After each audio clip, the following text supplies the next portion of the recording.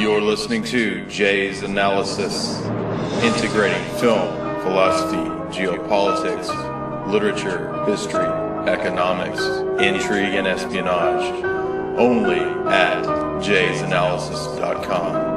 And now, Jay's Analysis Podcast, with your host, Jay Dyer.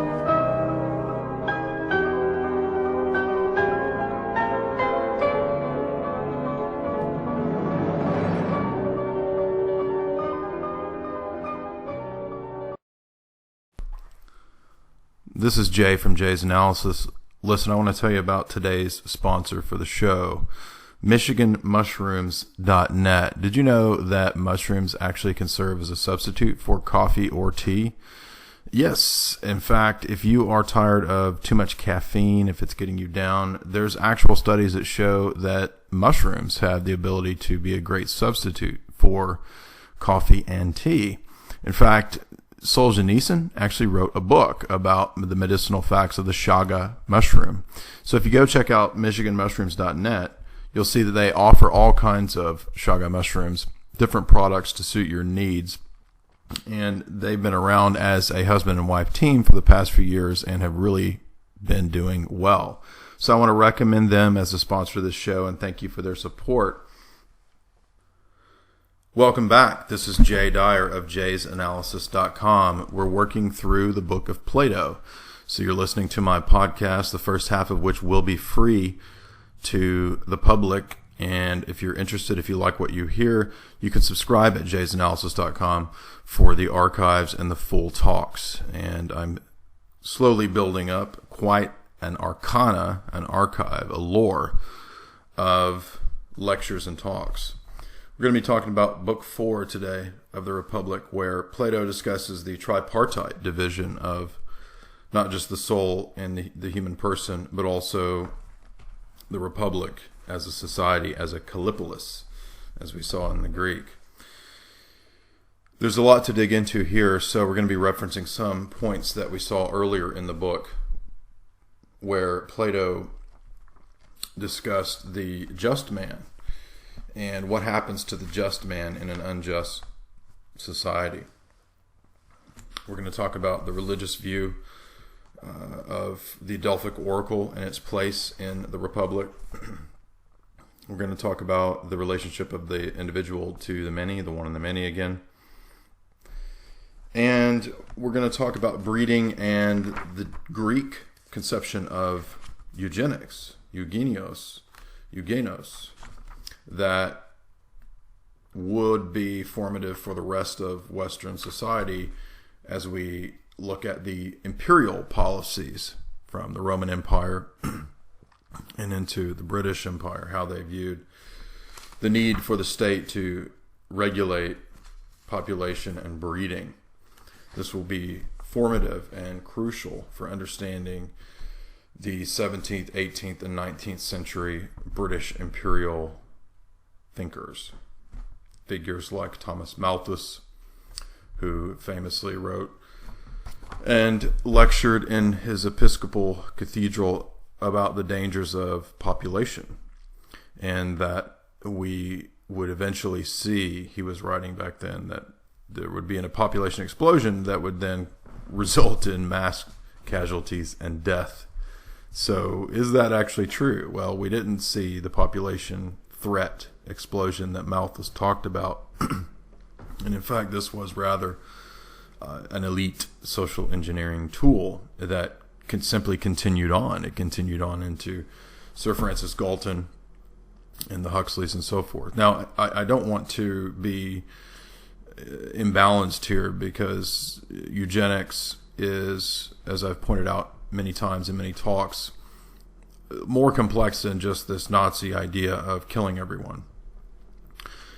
If we go back to the Greeks and we look here in Book 4, where it begins to be discussed in the Republic, it's really about the notion originally of being well-bred. Now, if you've read Aristotle on politics and on virtues and so forth, Aristotle talks about the need for the good man, the virtuous man, to have been well-bred. And we know that in the modern era, at least as I understand from DNA and genetics, what I've read a good bit on that, tends to speak to the fact that it's something like 60-40. So 60% of who we are and our talents, abilities, skills, susceptibility to diseases and so forth is actually 60% based on hereditary traits, genetics. 40% would be environment and epigenetics and so forth. Our interaction with the environment and how that can affect us positively or negatively in terms of our overall holistic bodily health and in terms of our progeny and what we're going to pass on. So I take the 60-40 view. There's a lot of books on this I could recommend if anyone is interested in that. Going deeper into that subject, maybe in the future we'll get into some more in-depth podcasts on that topic. But right now we need to stay focused on Plato, even though, again, it does have a lot of, in other words, this idea that's in the Greeks, and probably prior to that in most imperial policy back to Babylonians or Egyptians, is that the state needs to control all of this for the purpose of social management and managing the masses. That is kind of the royal art, right? But when it gets to the point of the British Empire, it starts to become a science. And the British imperial writers, again, I've read Galton. I've read his speeches, some of his lectures as well. And when you read it, on the one hand, there's like this half and half. So it's partly, it makes sense, right? I mean, humans are, in one sense, an animal creature. We do have a bodily side that is, in many ways, influenced and determined by our DNA, our genetics. And so there is a sense in which breeding is a choice that the individual makes, and it's natural to us. There's nothing wrong with or contrary to our nature in wanting to choose a fit mate, right? So for the Greeks, in its most simplistic, basic sense, eugenics is that, right? Choosing the best mate, the best possible mate, and that's really a biological drive. I mean, we don't choose intentionally the most unfit, the most unattractive mate, and that's just common sense, right? But what happens is that ideology then gets taken by the state and turned into this tyrannical concept where the state gets the idea that through the scientific process, it can completely control and manage and supposedly create, the Übermensch, the new man, the Oberman, the great man, whatever concepts you want to use. And that can then transcend historical man as man in history, right? And this is where it ultimately gets into transhumanism and things like that. That is the policy of, again, the centralized command and control state wanting to take that over. And that idea is there, that seminal idea is here in Plato, right? I'm not trying to gloss over Plato. It is there. But it really becomes a scientific process in the time of the British Empire with the British imperial thinkers and writers and their treatises on breeding. You can read Galton. Galton has several books on this topic. And they really want this command and control centralized state that, determines who lives or dies. Right? So the downside of this is that when you give the state that power, then it determines euthanasia, right? It's not just a matter of good birth and breeding. It's also a matter of the state determining when you die. And I've referenced many times that's seen in Logan's Run, where in that future dystopia, everyone is just by age, 33, they go to this big ritual and they're all told that they won lottery. Similar idea that we see in a bunch of dystopian fiction. You've won the lottery, so go into the crematorium. Very same idea in Brave New World. Huxley talks about the crematoriums, and you just go in there, and then, tra-la-la, it's so happy to die. You've won. You've finished the victory. We're going to cremate you now, and you're going to be fertilizer. And isn't it great that you can go be fertilizer when the state determines at age 30 it's time for you to be fertilizer? Well, so in other words, that's the madness of this, where it spins off into total tyranny. So that's the danger of giving this centralized state the ability and authority to determine life and death, what happens is they run crazy with it. And psychopaths love that. They want more than anything to be in a position where they can torture everyone in 1984, like O'Brien does with Winston, right? So, but we shouldn't let that the danger and fear about that and the state doing that cloud our perception of aspects of this and what it really is, right? So we can approach things in this fear perspective where we think, oh, it's all about this it's all eugenics. Well, kinda, but I mean, in its most basic sense, again, when you choose a good-looking girlfriend and you choose her to mate with, or a girl chooses a good-looking guy who's intelligent, who's creative, whatever, I mean, you're participating in eugenics on a local level, on an individual level, right? And that's really the definition of the term. Okay, so we have to clear away all the baggage around the ideas. Dysgenics is the term in genetics, as I pointed out before, where you have disadvantageous traits that develop in a species. Now, this is something that we observe in nature, right? So there are dysgenic traits that happen at times. But this being weaponized by the state, right? So there's this corollary negative side to the positive side of what eugenics is in terms of its definition.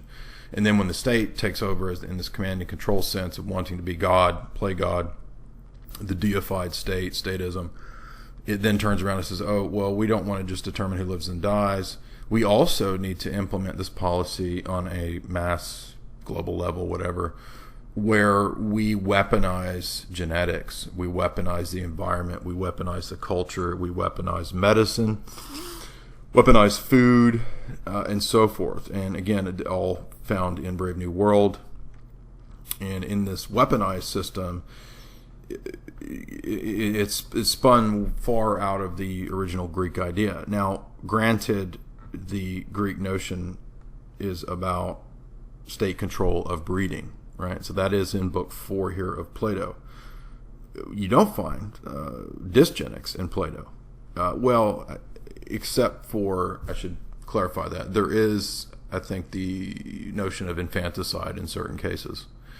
So Plato's Republic does include instances of infanticide, right? Not on necessarily a mass level per se, although obviously the potential for that could be there, right? So Plato's not saying, well, we got to go out and kill all these babies. He's saying that, in his view, there's got to be a regulated population so that it doesn't get out of balance and have too many people in one location or whatever. Now, we do see these kinds of things in the world, unfortunately, where there is areas where it's overpopulated in cities, but we have to keep in mind that the megalopolis, or the megatropolis idea is itself an engineered notion to bring everybody into a state where we're all crowded into these, giant cosmopolis, metropolis areas, and where everybody's then miserable and they can't, it's a forced version of slavery. And then you're supposed to, get medicated and, you go through all this process of being miserable, and then you go and die, right? And that's where they want to take us. So in other words, the metropolis idea itself is kind of unnatural in a sense, right? And that's why people, as many others have pointed out, like Chris from Hoaxbusters or Alan Watt, when people that have grown up in the urban area, the metropolis area, they miss out on a lot of the life skills and observances of nature that they would get had they been country boys, good old country boys, instead of being city slickers, right? And so, there's pros and cons either way, but it is an unfortunate situation that the metropolis idea, the idea of the Tower of Babel notion, if you will, that could achieve some sort of utopia, right? And that's ultimately kind of the idea of the city. I'm not trying to oversimplify. I'm just saying that we see these patterns in history, and the nature of the metropolis is such that it kind of in itself breaks down local culture. I'm not a hippie, right? I'm not saying that you have to go live in tents and whatever. Maybe if you want to do that, whatever. But I'm just pointing out different perspectives that we can see in the history of city planning, or the social engineers who did talk about getting everyone corralled into these big metropolis areas to create a situation of the appearance of overpopulation, and then that would give the justification, oh, well then, yeah, we should basically kill all these people because there's just too many people, right? So again, many, many facets to this. You can't oversimplify it and just say something, well, eugenics is evil. Okay, well, so then it's evil that I choose a hot babe to mate with. So I have to go, hook up with some gal who's mentally challenged and, significantly unhealthy and overweight. I mean, I'm not doing that, right? So again, this is natural. This is what we see in nature. Animals choose fit mates as well. They can even sense out through animal instincts unfit mates, right? And if you've spent any time in the company of women, I have, you can notice quite quickly that women are able to sniff out those kinds of disadvantageous traits in males, right? So this is, again, just natural process. We're talking biology here. I'm not confining everything to the biological level. I'm just saying that this is true. These are facts about the level of human biology as we are considered, in part, at least, animals, right? So I believe we have higher faculties, soul, the nous, so forth. We're not just bodies. But when we're talking about that bodily level, this is accurate. This is true. So all the way back to Plato now, that we get a little bit off course, but those things are important because that's why the Republic is relevant for today, right? I mean, the modern state, the modern socialist technocratic state, the Brave New World state, those are all the same, and they're the exact same as the Republic. This is crucial to understand. You can't understand the modern world and the process of communism, Marxism, and socialism without understanding Republic, because they come out of the Republic. Most people don't know this. But the Republic is ultimately a communal superstate. It's Brave New World. It is. And so that's why revolutionaries in history have often been, quote, Republican, which, where does that come from? Well, it comes from the Republic. Plato's Republic, right? The Republic is the ideal state. So knowing then Platonism, what Plato's doing is taking that metaphysics of what he sees as the ideal state as reason, human reason, which is touching on that formal ideal state, and creating the mathematical state. So unfortunately, when we talk about the modern era as the reign of quantity, we have to keep in mind that the reign of quantity, in one sense, it's true that we can, as I've said many times, geometrify nature, right? We can measure anything in terms of line, extension, plane, etc. There is a geometrical level to all of nature. But the problem for the idealist and the rationalist and the imperialist and the technocrat is that for them, that's a totality view of the world. That's a totality view of all things. Everything is quantifiable. Everything is in its place in this rational order. And what it negates or neglects is higher realms, higher truths, higher revelation, the divine, and the soul and the heart, right? The nous. The nous is the faculty that God gave, I believe, where heart and mind and intellect work in tandem to sort of coalesce into this other faculty, the nous. And the nous is what God gave us for knowing Him and the spiritual realm and divine things and seeing things from that perspective. When we dull and dim the nous and shut that realm out, what happens is we no longer see that. We're blinded to that. And then we only see things in this quantifiable technocrat materialist perspective. So that's how we get to the Brave New World state, right? And that's how Plato leads to that, because unfortunately, even though Plato still does believe in those higher realms, because Plato is ultimately a rationalist, this is one of the flaws of Platonism, one of the problems. There's a great piece by Philip Sherrard that is called Logic and the Absolute, which you can find online. I'll try to link that if I remember to. And in Logic and the Absolute, he compares these two positions, between the position of revelation, where we have a revelation of the divine that still contains the realm of the mysterious, or do we have this complete isomorphic identification of the realm of the divine with human logic, right?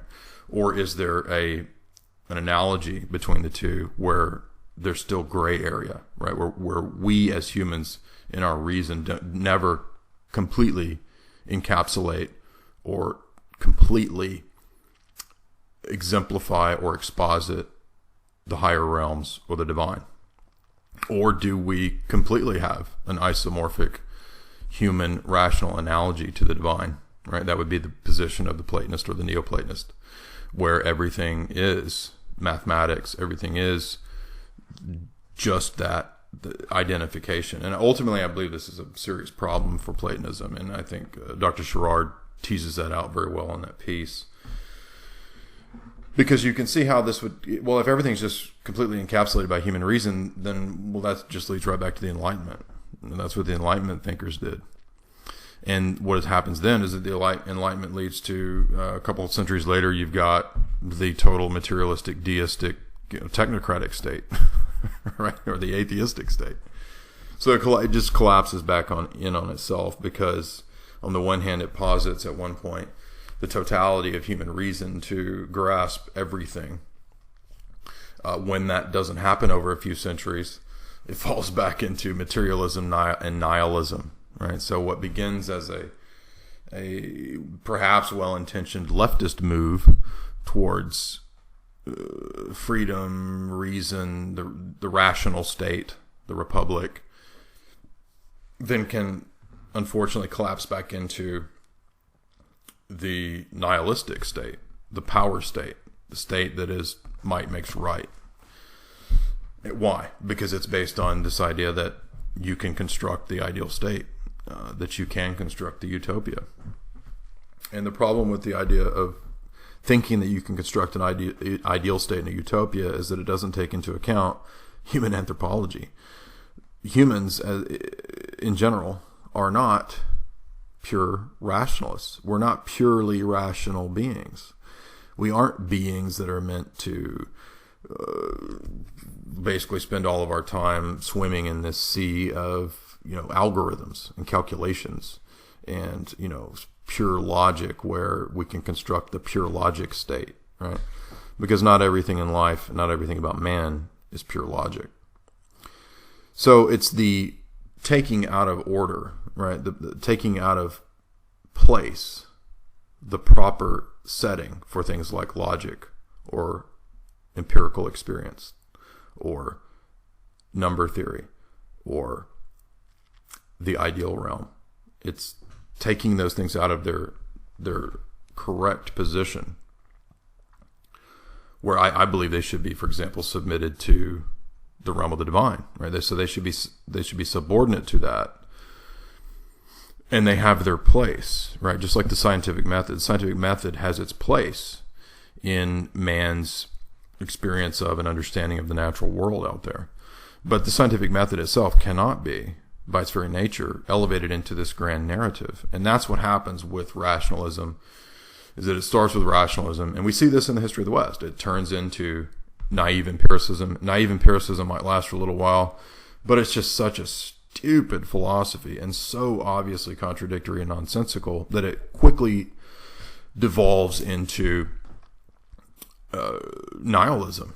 And that's where we are now, the techno-nihilistic state. And that's the state of Brave New World. So that's the danger, the insights, the truth, and the lies that are Book 4 of the Republic. So another interesting point that ties it into Brave New World is the happiness principle. So Plato thinks that the best state is going to be the state that's run where most people are the happiest. And the happiness principle here does not mean McDonald's and Happy Meals. He's talking about, he believes that men are most happy, most contented when they are operating in harmony with what their nature suits them to do. Not everyone's nature suits them to be rulers. Not everyone's nature suits them to be warriors or guardians. Not everyone's nature suits them to be artisans or poets or musicians, etc., etc. And so quite clearly, men have different talents, skills, abilities, and so forth. And so for the kallipolis, the ideal state, there would be some mechanism by which men would be known to have their certain place in society. And that's Plato's view. So we're not going to have this idea of, wandering about trying to figure out what you're going to do. So whether you agree with this or not, I'm just telling you what Plato's perspective is. You're not going to be, 22 and going to school and trying to figure out what you want to do for your whole life. You will have already known. It will have already been determined what your aptitudes and abilities are quite earlier, right, than college age or graduating college or whatever, high school. We can see inklings of this in the Germanic education system, where this is kind of what they do in Germany. And as I understand, this kind of goes back to the Prussian model of education. In the Prussian education model, which is very dogmatic, doctrinaire, and authoritative and centralized. I mean, it has its pros and its cons as well. I mean, on the one hand, it doesn't make sense for people to be 22 and thinking, oh, I'm going to go be an actor or an actress, right? It's very unrealistic, right? Am I saying that we should construct a society where everybody is determined from age, 4 what they're going to do? No, not necessarily. I mean, there's no simple answers to these things. Okay, so don't be idealistic in the sense of listening to me, thinking that I'm going to be able to give you some simple answer to this. The reality is the world's a big place. There are a lot of different people, different types of people, different tribes of people, and they do things differently. And I think they should have the right to do things differently. I don't think that the absurdity of the West and its imperialism should have this stance of, under the guise of so-called democracy, trying to enforce democratic liberalism on the world. That is itself anti-liberal, as Russian philosopher Alexander Dugin makes such a great point about. So, but again, we see all of the inklings of good and bad in Plato's Republic, right? So there's a lot of good and there's a lot of bad here. And this happiness principle that would come to flourish the time of the British empiricists with people like Bentham and the empiricist thinkers, the utilitarians who thought that they could tease out a moral calculus. Come on, that's completely ridiculous. But the moral calculus could then tell them what was the best decisions for the state to make and for individuals to make in their lives and so forth, trying to build up this ethics of utilitarianism, which is ultimately completely ridiculous because it doesn't tell you, it has no way to tell you which types of actions are most advantageous. So the happiness principle doesn't tell you whether you're supposed to make a certain number of people happy or a qualitative versus quantitative happiness, right? Now you might say, well, obviously it should be more people. What about why, right? Well, what if I get like the most joy out of killing people or something, as opposed to giving everybody ice cream cones, right? So if the government sets up the state-funded ice cream cone program on Fridays and they give ice cream cones out to 1 billion people, and everybody's kind of happy about that for 20 or 30 minutes. Oh, that was good ice cream. It was neat. I like the sprinkles, the state-sponsored sprinkles. But everybody's just kind of like a little happy, right? So on your moral calculus calculator, you tabulate that gives everybody like 5-point happiness, right? But what if me as an individual, I go and kill people and I get like 95% as a psycho happiness from killing people? How do you know between the many and the one, and this weirdo guy? I don't really kill people. I'm just saying as an example, okay? This one guy getting this psycho somewhere, getting all this pleasure out of it, if he's a sadomasochist or whatever, there's nothing in utilitarianism that tells you that you should choose one over the other, right? Now, generally, as humans, when we hear this kind of typical problem for utilitarianism, we want to say that, well, it ought to be the many, right? We got to do what's best for the most people. Why? Says who? Right? No, I'm not saying that that's wrong. Okay, don't misunderstand me. I'm just saying that the absurdity of these British utilitarians in proposing this as a real workable thesis for like how ethics is supposed to happen in the civil society, it's just completely ridiculous. I mean, it's just dumb as all get out, right? Completely removed from reality. And it's all ad hoc. There's no reason to choose one over the other. You don't know why you're supposed to do this or that. I mean, that's all ridiculous. But it's worth pointing out because we still kind of live in this utilitarian ideology where we think that, you know, you go out and ask your average person out there who's just an idiot relativist, and you say, well, you know, how do you think right and wrong should be, you know, delineated in society? Well, whatever's the happiest for most people, man. You know, you hear some stupid thing like that, and that really has absolutely no foundation, especially since most of these people are going to be philosophical, moral relativists, right? Well, if you're a relativist, as 95% of people are, why should anyone choose to make a great number of people happy? In other words, what binds me to that? Says who? You? Well, I don't have to believe what you say. You're a relativist, right? We're all there's nothing absolutely true. That's just what you think. That's just a subjective feeling that you have. My subjective feeling is that, you know, I want to go out and nuke the world, right? And there's no qualitative marker, you know, point where you can say that's wrong, that's right. All you have is dust in the wind, right? You're just spitting out your own subjective opinions. So that is, again, the ridiculousness of utilitarianism. And we find that utilitarian principle here in Plato. Now, Plato is not a materialist, so he thinks he would have a more reasonable basis for proposing his little take on the utilitarian state. But, you know, again, the point, it just stands to reason that the result of this is the Brave New World. The result is we get a state where the state, Mustafa Mon, Brave New World, is basically doing what Plato says. Well, okay, well, just follow what I say. You know, here's my idea about what the happiness principle is, and the happiness principle is, you know, the state's going to decide what you're going to do your whole life. So, you know, again, no easy answers about what's the right question here, right? Sometimes that's part of philosophy. We have to deal with tough questions. And you encounter these texts, you chew on these texts to challenge you, right? There's not an easy answer here. The history of humanity and statecraft and empires and the world historical, as Spengler said, is not some easy thing where you can go in and be moralizing and preachy and say, oh, well, I know what the right answer is. The right answer is this. It's utilitarianism. It's not like that. It's good for us to be challenged, right? And so when we look at Plato,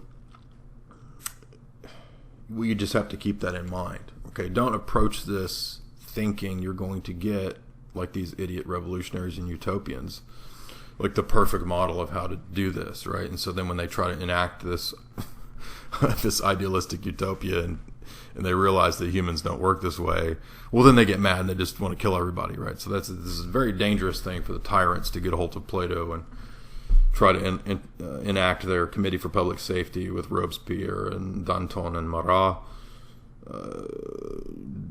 bloodbath, right? So Plato says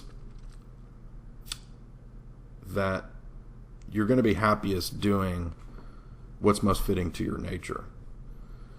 And the notes by Grube in my copy, the Plato scholar, says, this will be accomplished, he argues, if everyone practices the craft for which he has the natural aptitudes and is highest, whether producing, guarding, or ruling. Right? So these are our three classes, our triadic structure in the society, the producers, the guardians, and the rulers. And this corresponds to the individual human body, the individual human person, as we saw before, right? The macro, micro, the individual is the model for the social order as a whole. So the producing society of the plebes, the workers, the wage slaves, the factory dudes, blue collar, these are the body of the society. They correspond to the human body, right? Because the body goes out and touches things and picks up things and gets ice cream cones and whatever. And the guardian class pertains to that spirit of man, the soul, which is the noble virtues and so forth, courage and so forth. And then the rulers, the philosopher king at the top, that is reason. That is man's highest faculty, rationality and nous for Plato. So for Plato, it's ultimately rationalism, right? So he would identify the soul, or the intellect with the nous. I do not. I agree with the Eastern theological conception of that the nous is not the same thing as the intellect. That would actually be the Augustinian view. I don't want to get too far off track with that, but it would be Augustine that would identify, like Plato, the nous, N-O-U-S, with the intellect, and that's what would lead to that duality view of human nature throughout the history of the West, and to a lot of weird theological conclusions. But that's the subject of another talk. If anyone wants to delve into that deeper, I have some talks on the difference between Eastern and Latin theology. If you want to go into that realm, you can find that on YouTube. But for now, we're talking about this tripartite division of Plato, where again, it is working class, body, guardians, soul, courage, virtues, and then philosopher kings, rulers at the top that are reason or nous, because they see directly the sun. And that's where we're going to learn later in the allegory of the cave, which I'm sure everybody's heard of. That's where we get into that. And so, in other words, what we're reading and looking at now in book 4 is what's going to set the stage for the famous allegory of the cave. So now, if you listen to the previous lectures in this one, now you see where the allegory of the cave actually comes from, right? Oh, the allegory of the cave is this setting, and when you come out and you see things, you see the sun directly, you go back to the cave and you try to tell everybody, they're not going to hear it. They don't want to hear it, right? And this is a prominent scene in Brave New World, where John the Savage, since he's been on the reservation, when he comes to London in the World Socialist State, he tries to tell everybody about, hey, there's a whole other world out there, and you can actually go and experience nature, and you can feel the trees and the wind, and you can make art, and you can talk about religion, and there's a guy named Shakespeare, and he wrote these books, and they're really neat. And everybody in Socialist State London, Brave New World State, Technocrat State, says, screw you, dude, we're going to kill you. Shut the F up. Close your pie hole. We hate you. Directly out of Allegory of the Cave. So that's, again, so many parallels that I could do a whole podcast on parallels between Brave New World and the Republic. But that's what the setting is, right? So this note here is again good. It says, this leads to the argument for the division of the soul into 3 parts: the appetitive, the spirit, and the rational, corresponding to the 3 major classes in the kallipolis: the producers, the guardians, and the rulers. Once this argument is complete, it remains to find the virtues of the soul and to show that they are the same structural features of it as the kallipolis. The final question raised in book 4 and is central to the Republic is this: whether it is more profitable to be just or unjust. And now you can see why we would have the question of eugenics and infanticide, right? So if we go on just a purely rational, quote-unquote, calculating basis, which is here in Plato, then we have this section here in book 4, section 423. Their education and upbringing, if by being well educated they become reasonable men, they will easily see these things for themselves. In other words, if you get smart enough, you'll see what I'm saying. as well as other things that we are hiding here. That's interesting. For example, that marriage and having wives and the procreation of children must be governed as far as possible according to the old proverbs. Friends possess everything in common. And surely, once our city gets a good start, it will go on growing in a cycle. Good education and upbringing, when they are well preserved, will produce good natures, useful natures, who are in turn well educated and grow up even better than their predecessors, both in their offspring and in other respects, just like other animals. Breeding. There you go. So now you know what Galton's looking at when he talks about it. People care most for the song that is newest from their singer's lips. So he's talking about how the masses, just go with whatever the latest thing is. They don't actually know what the heck's going on. They just follow the trends. However, we in the realm of reason and philosophy, Plato says, we know what's going on. And I would dare say that if you're listening to this podcast and you've figured out a lot of things, and you probably are. If you're listening to this, then you probably have figured out a good bit. Plato would say to you,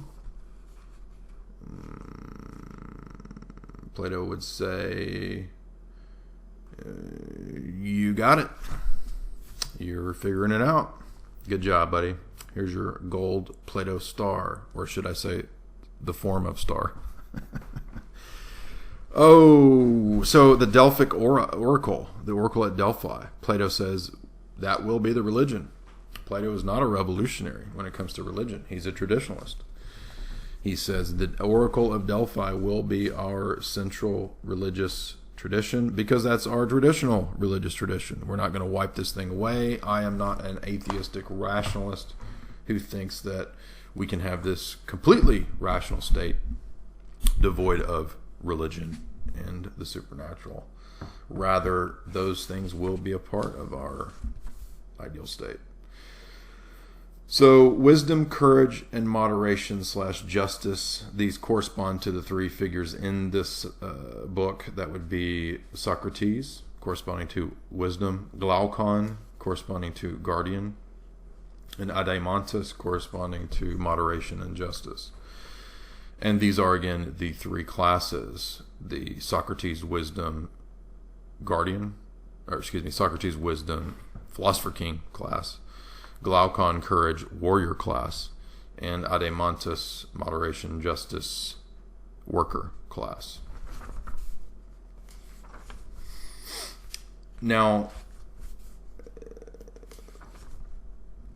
reason and appetite is an interesting dialectic in Platonism, because reason and rationalism, again, as we said, corresponds to the philosopher, and the appetitive aspects of things correspond to the worker bees.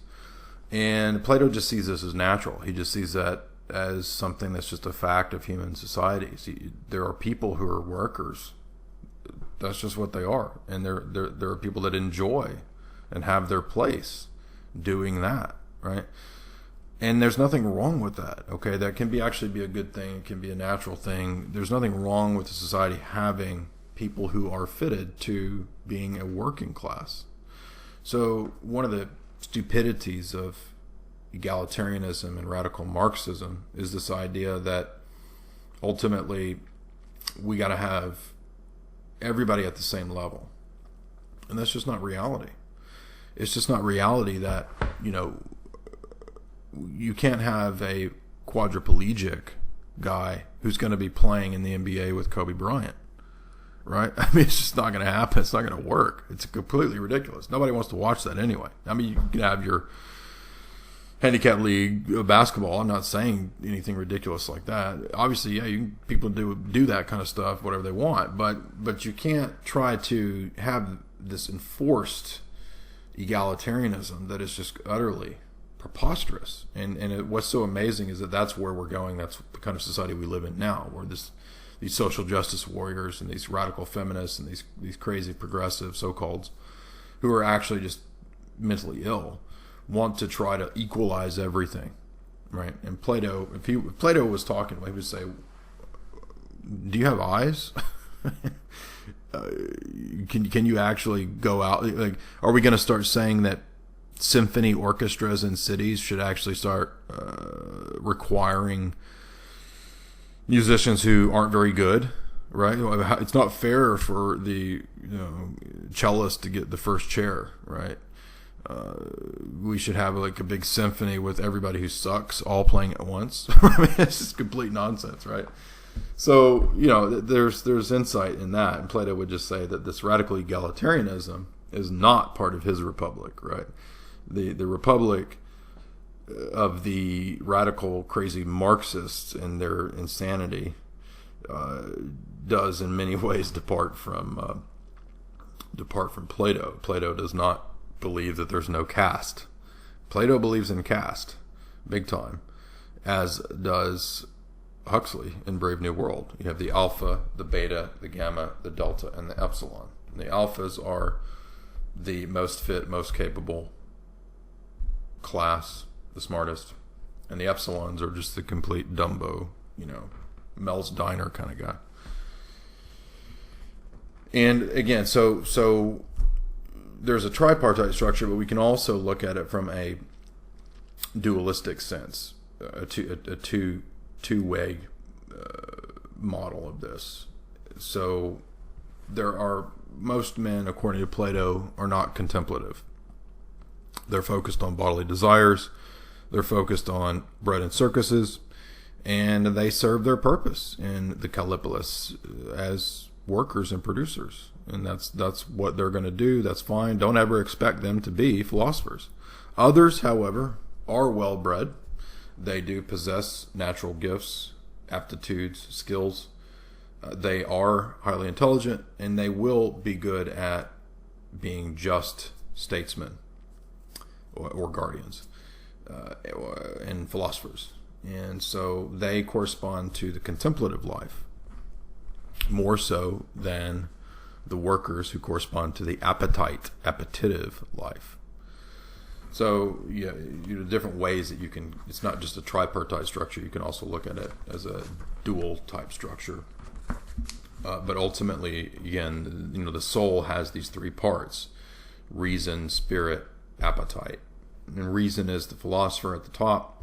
Spirit is the soul, the guardian, and the appetite is the lowest of that, which is the body. And just as the body, in order to be healthy and to be holistic, all of these things have to be working in tandem, right? You can't have someone whose bodily desires have gotten so out of whack and out of check that they are 500 pounds gluttonous, right? That's going to be bad for the body. The body as a whole is going to malfunction, break down. You're going to have diabetes, heart disease, whatever. You're going to topple over and die. Why? Because the appetitive aspect of that person was not kept in check, right? They had some defect there. And this led to the bodily system as a whole, including the soul, the intellect, right, being out of whack, and that led to systemic breakdown. In the same way, you can't have a society where, I'm saying this, giving you Plato's view, you can't have a society where the masses just democratically just do whatever the F they want. And just everybody running crazy, right? That would be just like the appetitive aspect of the body running crazy. In the same way, so you can't have a social order that's like that. It has to be governed by the rational and the reasonable. Just like the body has to be guided by the rational and the reasonable. And this goes back to the chariot analogy of the guy who's riding the chariot, right? The horses. If the horses are wild and crazy, then that person cannot be kept in check. He's going to go nuts, right? If he's following Apollonian thought, and when Plato says that the oracle at Delphi will be kept in place, he's talking about the Apollo religion, the religion of the sun, the religion of reason, Apollonian. as opposed to any of the other chaotic views where shit just goes buck wild, right? The Dionysian. So Plato is very much Apollonian. And that's the worldview that we're going to have taught in the Republic, in the Kallipolis. We're not going to have shit going crazy and everybody's bodily desires going wild. Everything's going to be kept in check. And Plato thinks that, although, you might not like that idea, he thinks, at least, that that's what's going to have and produce the happiest state. So that concludes Book 4. And in Book 5, we will get even deeper into what is meant by the questions of communal living, what is meant by the questions of manslaughter and justice, feminism. What's Plato's view on feminism? Well, we're going to find out. We're going to talk about the state as a form of a drug. We're going to talk about infanticide and more on breeding and population control and the city as a human body. Interesting parallels to St. Paul in 1 Corinthians 12. We're going to talk about war. We're going to talk about the guardians and the apotheosis of the warrior. Should we worship warriors? Should Chris Kyle be our hero? Maybe, maybe not. What about... where's that question? What about philosophers? Are these just armchair idiots that sit around? Do they have a role in society? Are these just losers and gadflies that get on everybody's nerves? What about how do we determine who's a real philosopher and who's a phony baloney poser? Well, Plato's going to answer that question. He's going to tell you who the true philosopher is, and he's going to tell you interesting perspective on epistemology, opinion versus knowledge.